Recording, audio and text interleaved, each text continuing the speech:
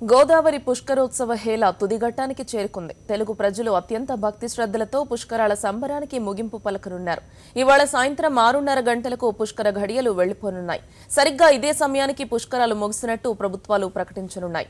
సాయంత్రానే పుష్కర స్నానాలు, పిండ ప్రదానాలు పూర్తి చేసుకోవాలని పండితులు సూచిస్తున్నారు. పుష్కర ముగింపు వేడుకల్ని భారీగా నిర్వహించేందుకు ఏపీ సర్కార్ సిద్దమవుతోంది. 5 కోట్ల రూపాయల వ్యయంతో సినీ దర్శకుడు బోయపాటి శ్రీను ఆధ్వర్యంలో భారీ వేదికలు, సినీ సెట్టింగ్లు ఏర్పాటు చేశారు. పుష్కర ఘడియలు ముగియగానే పుష్కర్ ఘాట్లో నిత్యహారతిని శోభాయమానంగా నిర్వహించనున్నారు. ఆర్ట్స్ కళాశాల మైదానంలో ఒకే వేదికపై 1000 మంది కూచిపూడి నృత్య కళాకారులతో భారీ ప్రదర్శన నిర్వహిస్తున్నారు.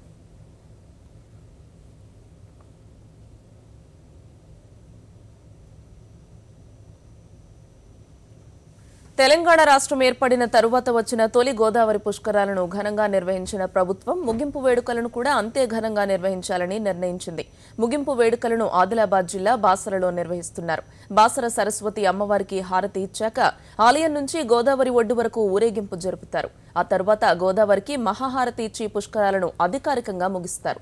ఈ సందర్భంగా సాయంత్రం 5 గంటల నుంచి 7:30 వరకు గోదావరి సంబరాల పేరుతో బాసర ఒడ్డున సాంస్కృతిక కార్యక్రమాలు ఏర్పాటు చేశారు.